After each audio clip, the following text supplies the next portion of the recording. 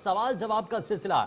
हमारे साथ डॉक्टर राकेश सैनी जुड़ चुके हैं। आप हमें फोन करके डॉक्टर से कोरोना से संबंधित जानकारी ले सकते हैं और जान सकते हैं आपके मन में कोरोना से जुड़ा हुआ कोई भी सवाल है, चाहे वो दवाओं को लेकर के हो या फिर एहतियाती जो बात आप जानना चाहते हो। ये आप सभी चीज़ें हमारे साथ इस मंच के जरिए जुड़ करके जान सकते हैं। चलिए आगे बढ़ते हैं। हमारे साथ डॉक्टर कार्यक्रम में जुड़ चुके हैं। बहुत स्वागत है डॉक्टर साहब आपका कार्यक्रम में।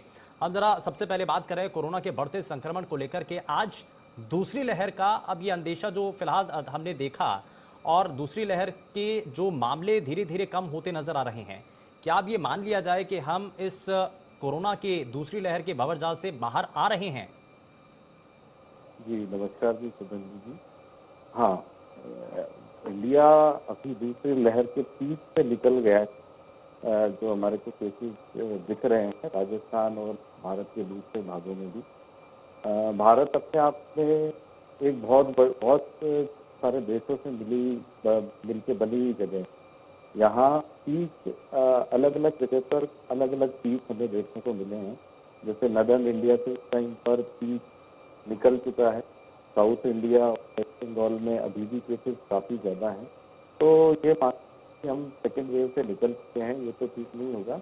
हाँ, सावधानी पूरी रखें तो आने वाले समय में ये केसेस भी और काफ़ी कम हो जाए। ठीक है, लेकिन हम ये भी बात कर रहे हैं कि वैक्सीनेशन के दौरान हमें अगर पहली डोज लग चुकी है और पहली डोज लगने के बाद हम संक्रमित हो जाते हैं, तो अब हमें क्या करना होगा?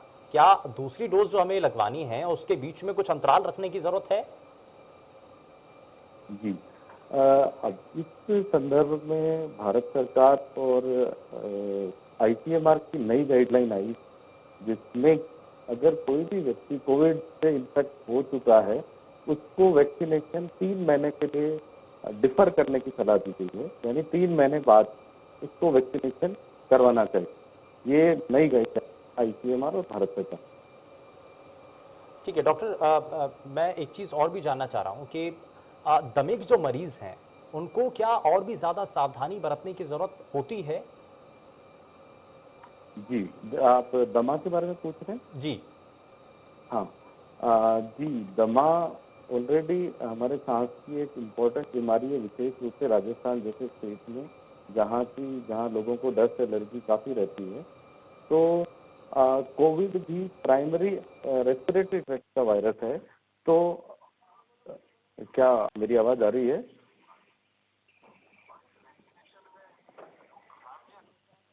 मैं समझना चाह रहा हूँ बिल्कुल। वैक्सीन लगवाने के बाद बहुत सारे लोगों के मन में एक सवाल होता है कि क्योंकि वैक्सीनेशन के बाद बहुत सारी चीज़ें होती हैं, बहुत सारे लक्षण आते हैं। कुछ लोगों को बुखार आता है, कुछ लोगों के सिर में दर्द होने लगता है और कुछ के शरीर में दुखन होता है। तो ये क्या कॉमन चीज़ें हैं, ये कॉमन परेशानियां हैं? वैक्सीन लगेगी तो ये चीज़ें होंगी और कितने दिनों तक होगी, कितने समय तक होंगी? जी, कोविड ही नहीं, इवन बहुत सारे अदर वैक्सीनेशन में भी ये बहुत ही सामान्य से सिम्टम है। हल्का बुखार आना, हाथ पैरों में दर्द होना, थोड़ा बहुत सारे लोगों को कमजोरी भी आ सकती है।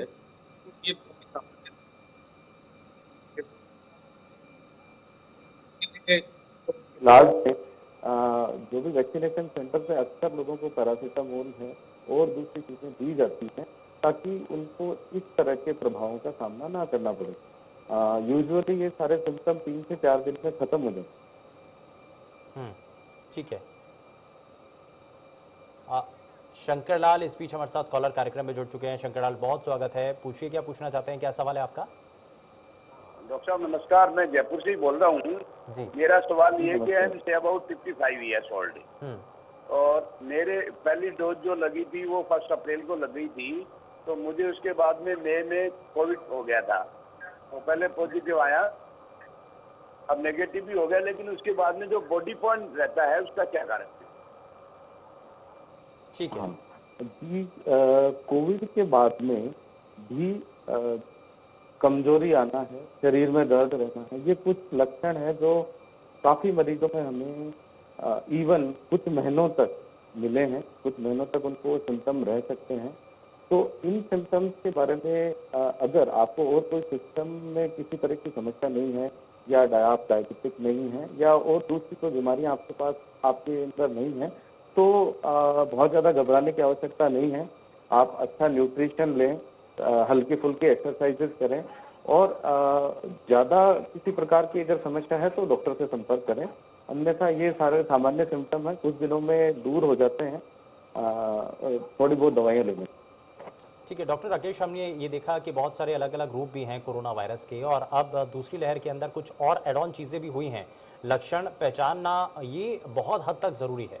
हमारे दर्शक जो अपने घर पर बैठ करके कोरोना से आज लड़ाई भी लड़ रहे हैं, या फिर अभी तक जो लोग सुरक्षित भी हैं, कैसे पहचान करें कि कोरोना वायरस उनको हो चुका है या वो भी इस संक्रमण के जाल में फंस चुके हैं? क्या उसके लक्षण हैं? और जो नए नए रूप देखने को मिल रहे हैं, चाहे वो ब्लैक फंगस हो आफ्टर कोविड पेशेंट्स के लिए, या फिर उससे पहले की जो और बीमारियां हैं इससे जुड़ी हुई, कैसे उसकी पहचान की जाए? क्या उसके लक्षण हैं? हाँ जी, कोविड में सबसे पहले 3 सिम्टम है जो कि मुख्यतः बहुत ज्यादा मरीजों में आ रहे हैं। एक तो बुखार है, ड्राई कफ है और साथ में बॉडी एक है। ये 3 मुख्य सिम्टम है जो पेशेंट्स को हमें मिलते हैं। इन सिम्टम्स के इर्द गिर्द जो दूसरे एक वाइड स्पेक्ट्रम ऑफ सिम्टम्स भी पेशेंट्स को आ रहा है, हालांकि उनकी संख्या कम है, जैसे लॉस ऑफ टेस्ट सेंसेशन है, इसके अलावा हाथ पैरों में रैशेज हैं, इसके अलावा आपको सांस में दिक्कत है, जो थोड़ा सीवियर पेशेंट्स हैं उनको सांस में दिक्कत भी महसूस होती है। बॉडी एक बहुत एक इम्पॉर्टेंट सिम्टम है जो अक्सर पेशेंट्स को मिल रहा है, वीकनेस है। ये सारे सिम्टम है जो कोविड पेशेंट्स के अंदर अक्सर हमें कॉमनली मिलते हैं। इसके अलावा हेलो, क्या जी जी मैं आवाज जी बिल्कुल राकेश जी, आपकी आवाज़ मिल रही है। हाँ हाँ, अब इम्पोर्टेंट है कि इन सिम्टम्स की मॉनिटरिंग ज़्यादा महत्वपूर्ण ये है कि ये सारे सिम्टम आने पर आपको नज़दीकी अस्पताल में जाके अपना टेस्ट जरूर करवाना चाहिए और अपने आप को ये इनमें से किसी प्रकार के सिम्टम आते ही अपने आप को आइसोलेट रखना चाहिए, ताकि हमसे वो सिम्टम किसी और को ना पहुंचे और संक्रमण की जो चेन है हम उसको वहीं तोड़ सकें। ये ज़्यादा महत्वपूर्ण है। इसके अलावा अच्छा न्यूट्रिशन लें, खूब पानी पिएं, ये सारी ठीक है, खाने पीने पर भी हम आएंगे सर, डाइट क्या ली जाए इसमें हम उस पर भी बात करेंगे। लेकिन डॉक्टर राकेश सैनी, अगर कोई भी शख्स संक्रमित हो चुका है या उसको ऐसे लक्षण अपने शरीर के अंदर नजर आ रहे हैं, तो घर के बाकी सदस्यों के साथ अब क्या करना चाहिए? क्योंकि बहुत बड़े तो घर नहीं होते हैं शहरों के अंदर, तो क्या करना चाहिए? उनको अपने आप को अलग तो करना ही चाहिए, लेकिन उनके लिए भी कुछ एहतियाती कदम होने चाहिए। घर पर बाकी के जो सदस्य हैं उनको भी अपने चेहरे को ढक करके रखना चाहिए। दूरी तो रहनी है, आइसोलेट तो अपने आप को करना है, लेकिन एहतियात के तौर पर घर के बाकी सदस्य घर में भी रहकर मास्क का इस्तेमाल करें, ये भी एक सुझाव होगा क्या? बिल्कुल जी, अगर हमारे घर में किसी को भी इस तरह के कोई भी सिम्टम है, सबसे पहले प्राथमिक जिम्मेदारी ये है कि वो पेशेंट अपने आप को आइसोलेट रखे, अपने से संबंधित जो भी आर्टिकल्स हैं वो शेयर करना बंद करे। खाना है, टॉवल है या दूसरी सारी चीजें हैं वो दूसरे घर के दूसरे सदस्यों के साथ शेयर ना करें। इसके अलावा दूसरे जो सदस्य हैं उनके साथ कंपैरेटिवली कांटेक्ट बातचीत है वो एक डिस्टेंसिंग के साथ में ही रखें। और अगर दूसरे किसी भी सदस्य को सिम्टम है तो उनका भी वो टेस्ट करवाएं तुरंत। तो ये सारी सावधानियां हैं जो सबको रखने की आवश्यकता है। ठीक है, ये सावधानियां जरूर बरतनी होगी, लेकिन उसमें ऐसे से ही एक मास्क भी हो सकता है। हाँ। उसमें एक मास्क भी हो सकता है, अगर घर छोटे हैं और तो घर में भी मास्क रखें, कोई गलत नहीं है। हाँ ठीक है। इस बीच हमारे साथ एक कॉलर कार्यक्रम में जुड़ चुके हैं, जरा उनका सवाल ले लेते हैं। बहुत स्वागत है आपका कार्यक्रम में, पूछिए क्या पूछना चाहते हैं, क्या सवाल है आपका?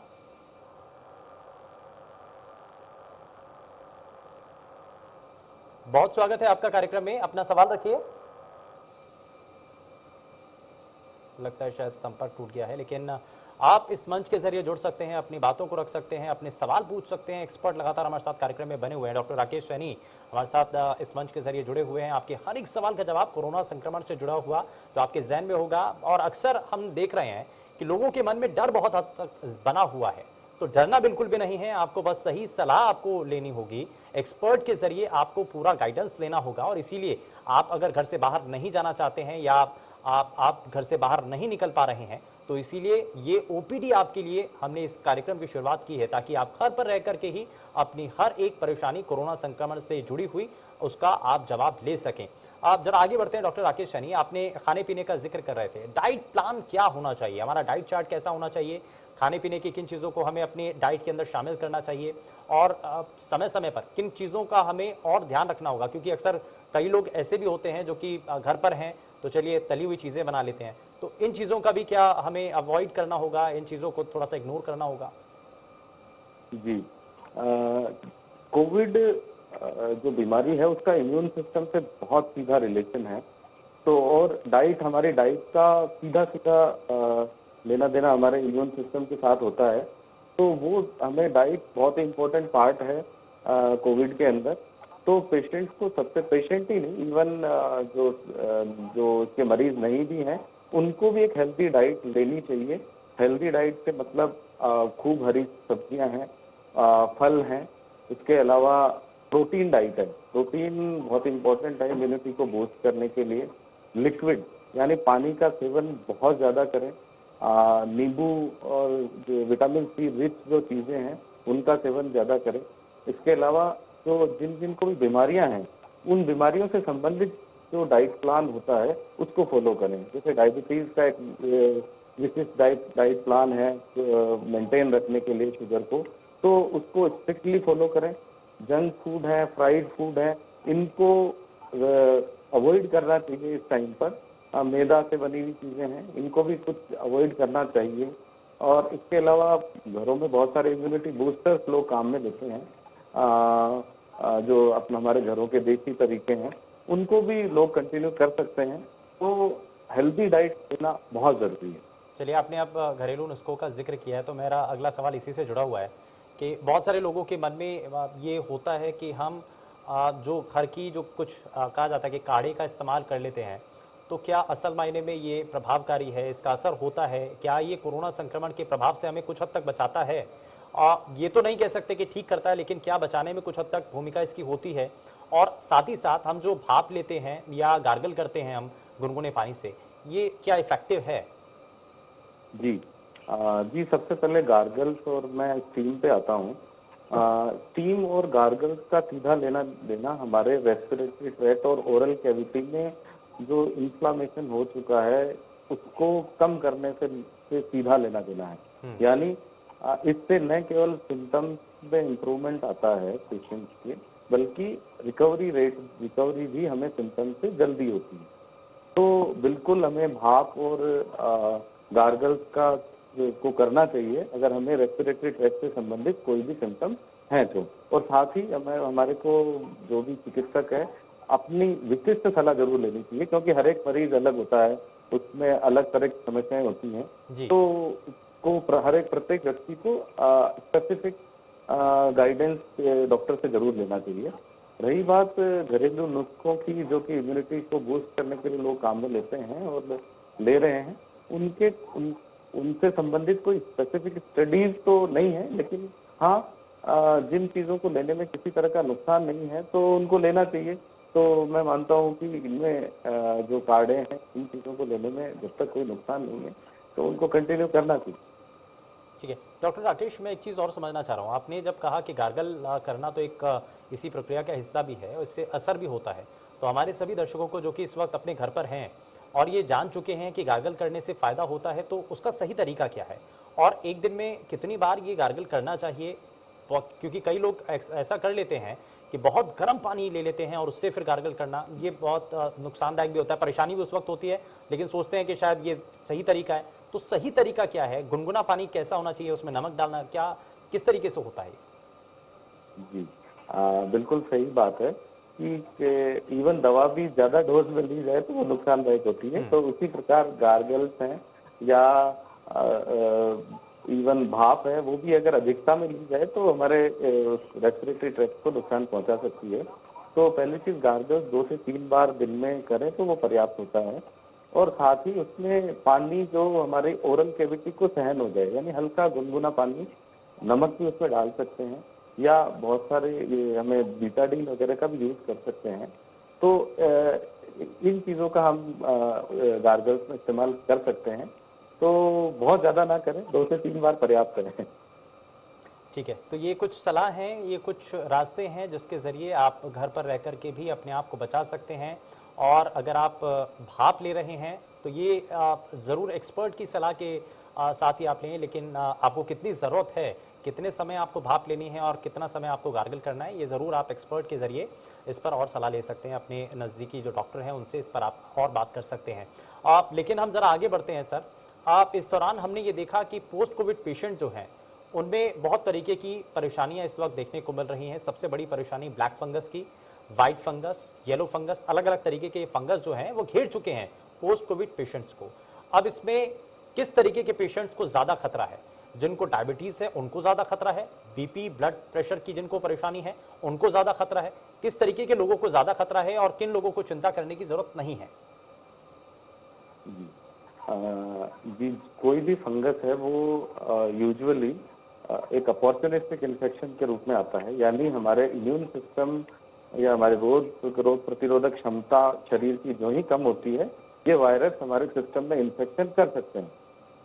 सबसे पहले ब्लैक फंगस है, जो कि यूजुअली हमारी ओरल कैविटी या नेजल कैविटी के आसपास इन्फेक्शन करता है और उसी से संबंधित सिम्टम्स हमारे शरीर में आते हैं, जैसे नाक है, इनका थोड़ा ब्लैक होना है, नेजल डिस्चार्ज होना है, इन इलाके में सूजन और दर्द है, सुन्नपन है, या मस्तिष्क में इन्फेक्शन जाने पर थोड़ा सा और सीवियर सिम्टम आ सकते हैं, सिर दर्द है। तो ये कुछ सिम्टम है जो कि लोकल इन्फेक्शन की वजह से हैं। साथ ही जैसे आपने एक और वाइट फंगस के बारे में बोला, वो भी एक अपॉर्चुनिस्टिक इन्फेक्शन है। उसके बारे में थोड़ा सा मैं विस्तृत में बताना चाहूँगा कि वो कोविड जैसे सिम्टम शरीर में करता है, जिसमें कोविड की जो आरटीपीसीआर रिपोर्ट है वो नेगेटिव आती है अक्सर। साथ में उसका डायग्नोसिस हमें एचआरसीटी या सीटी स्कैन से पता चलता है। सिम्टम काफ़ी कुछ कोविड जैसे होते हैं।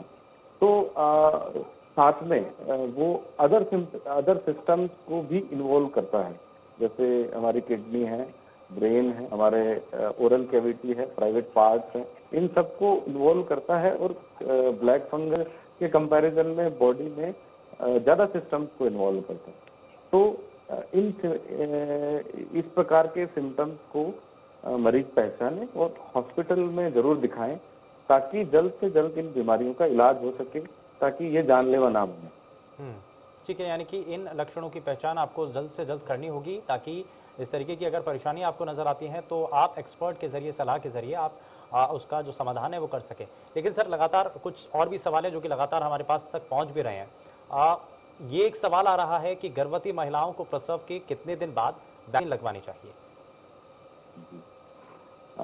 अक्सर जो अभी वर्तमान में जो आईसीएमआर की जो गाइडलाइन है, वो कोई भी जो हॉस्पिटलाइज पेशेंट है जो सीवियर इलनेस के लिए एडमिट हुआ है, यानी अगर ऑपरेटेड गर्भवती महिला है, तो उसको 4 से 8 सप्ताह बाद में वैक्सीनेशन के लिए जाना चाहिए, क्योंकि लैक्टेटिंग वुमेन के लिए वैक्सीनेशन आईसीएमआर ने रेकमेंड कर दिया है। हाँ, प्रेग्नेंट वुमेन के लिए अभी इंडिया में वैक्सीनेशन रिकमेंडेड नहीं है अभी तक। भविष्य में आने वाले समय में वो भी आने वाला है भारत सरकार की तरफ।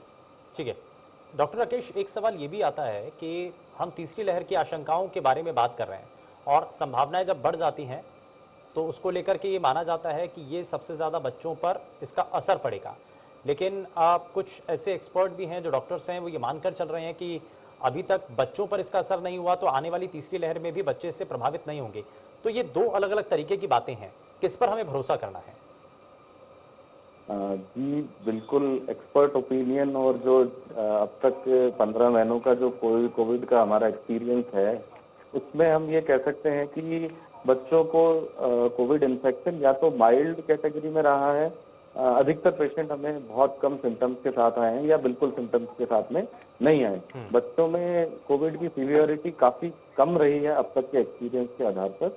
और इस संबंध में बहुत सारे पीडियाट्रिक एसोसिएशन ने भी इस तरह की संभावना जाहिर की है कि ऐसा नहीं है कि आने वाली लहर को बच्चों को बहुत ज़्यादा प्रभावित करेगी, लेकिन कोविड का अब तक का जो बिहेव है या म्यूटेशंस हैं वो बड़ा अनप्रेडिक्टेबल रहे हैं पूरे वर्ल्ड में। इसके कोर्स, पहली और दूसरी लहर की मोर्टेलिटीज हैं या कोर्स ऑफ डिजीज है, उनमें काफ़ी चेंजेस आए हैं।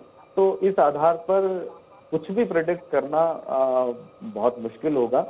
तो महत्वपूर्ण तो वही है अपना कोविड अप्रोप्रिएट बिहेवियर है और अदर जो सावधानियां हैं उसको हम पूरा रखें। साथ में हम श्योर या हम इस बीमारी से तभी थोड़ा फ्री हो पाएंगे जब पूरा कंट्री वैक्सीनेट हो जाए और हम पीडियाट्रिक वैक्सीनेशन की तरफ चले जाएं।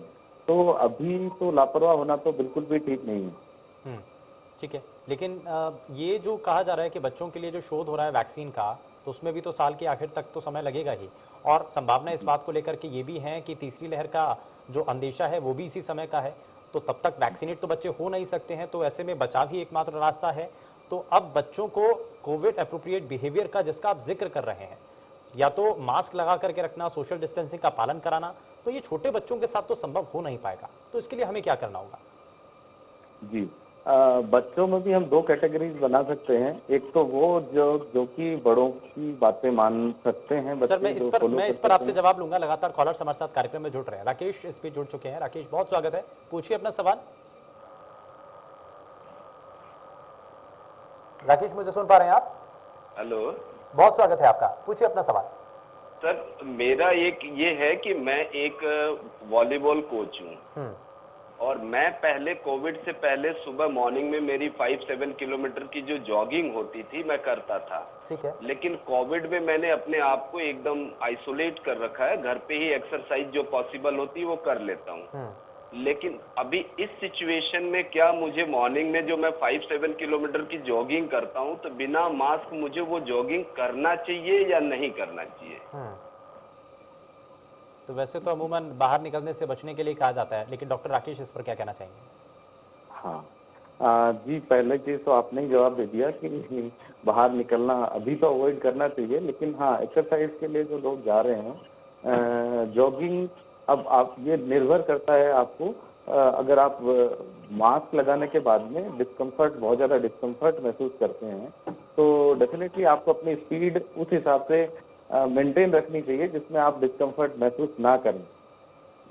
इसका जवाब तो, लेकिन मास्क पहनना जरूरी है, यानी कि वो, क्योंकि उनका सवाल भी ये था कि क्या बिना मास्क के भी मैं रनिंग कर सकता हूँ? नहीं, मास्क का इस्तेमाल तो देखो करना चाहिए। हाँ। क्योंकि WHO की नई जो इंफॉर्मेशन है वो एरोसोलिक स्प्रेड की भी है, यानी हवा के थ्रू भी वायरस का स्प्रेड के प्रमाण मिले हैं। तो जब बाहर निकल रहे हैं तो हमें मास्क का इस्तेमाल करना चाहिए और आप अपनी जॉगिंग में जो अपनी स्पीड या स्टेमिना है वो उस अनुसार एडजस्ट रखें कि आप कंफर्टेबल रहें। डॉक्टर राकेश, मैं एक जरा जल्दी से एक सवाल और करना चाहता हूँ। एक बहुत कॉमन सा सवाल है और अक्सर लोगों के द्वारा पूछा जाता है कि मास्क से हमें निजात कब मिलेगी? ऐसी संभावना है कि कोरोना की लहर खत्म हो तो उसके बाद जो मास्क हमारे चेहरे पर लगा हुआ है वो हम छोड़ सकें? जी, इस संबंध में एक बहुत अच्छा एग्जाम्पल रिसेंट में यूनाइटेड स्टेट्स का है, जहां उन्होंने एक निश्चित संख्या का वैक्सीनेशन जो ड्राइव है वो अचीव करने के बाद जो फुली वैक्सीनेटेड लोगों के लिए मास्क की जो अनिवार्यता है वो समाप्त कर दी थी। इसका मतलब ये है कि जब सफिशिएंट अमाउंट में हमारे भी भारत में वैक्सीनेशन, लेकिन सर इसमें डॉक्टर राकेश, मैं एक चीज और जोड़ना चाहूंगा कि अगर ऐसा है कि वैक्सीन आपने लगवा ली है उसके बाद मास्क, जैसा आप उदाहरण भी दे रहे हैं, एग्जाम्पल दे रहे हैं आप, लेकिन क्या संभव नहीं है, क्योंकि भारत में ऐसा हुआ है कि वैक्सीन लगने के बाद भी लोग संक्रमित हुए हैं, तो संभावनाएं तो तब भी हैं? जी, इसका कारण ये है कि अभी हमारी जो सिस्टम है, हमारे जो पॉपुलेशन है उसमें वायरस ऑलरेडी सर्कुलेट कर रहा है, परंतु जो हमारा वैक्सीनेशन का नंबर बढ़ेगा, वायरस जो है वो हमारी जो सोसाइटी से है वो खत्म होता जाएगा। ये एक कॉमन एपिडेमिक फिनोमेना है। तो इसी के आधार पर जब हमारा वैक्सीनेशन है वो एक निश्चित नंबर के ऊपर पहुंच जाएगा तो शायद हमारी भी जो हेल्थ एक्सपर्ट्स हैं और जो सरकार है इस बारे में डिसीजन कर सकती है with due course of time, लेकिन इसमें तो बहुत समय लगेगा। भारत जैसे बड़े देश में इतनी संख्या में वैक्सीनेशन होना एक बहुत ही हरक्युलस टास्क है और इसमें समय भी लगेगा। तो तब तक हम मास्क के साथ में पूर्ण सावधानी बरतें इस बीमारी से बचने के लिए। एक आजकल हम नया ट्रेंड भी देख रहे हैं डॉक्टर राकेश के, अक्सर लोग एक मास्क के ऊपर, क्योंकि पहली लहर में हमने देखा था कि एक ही मास्क का इस्तेमाल करने का हमें पाठ पढ़ाया गया था, गाइडलाइंस के मुताबिक तो यही था कि एक मास्क आप पहने, लेकिन आजकल ट्रेंड कह लीजिए या फैशन कह लीजिए कि एक के ऊपर दूसरा मास्क, तो ये क्या वाकई में कारगर है या ये एक स्टेटस सिंबल बन चुका है कि डबल मास्क लगा रखा है? जी जी, इस बारे में हाँ, अगर आप हमारा जो एक सामान्य मास्क है जिसको हम पहले सर्जिकल मास्क बोलते थे, उसमें 3 लेयर होती थी, 3 लेयर होती हैं। तो डेफिनेटली वो लेयर्स हैं वो प्रोटेक्ट करती हैं, कंपैरेटिवली ज़्यादा प्रोटेक्ट करती हैं। तो ऐसा नहीं है कि अगर लेयर्स बढ़े, डेफिनेटली उसकी एफिशिएंसी बढ़ती है मास्क की, लेकिन अगर आप रिस्क ग्रुप में नहीं हो, सबसे इम्पोर्टेंट आपकी डिस्टेंसिंग है, अगर आप फॉलो करते हो तो सिंगल लेयर मास्क भी सफिशिएंट है।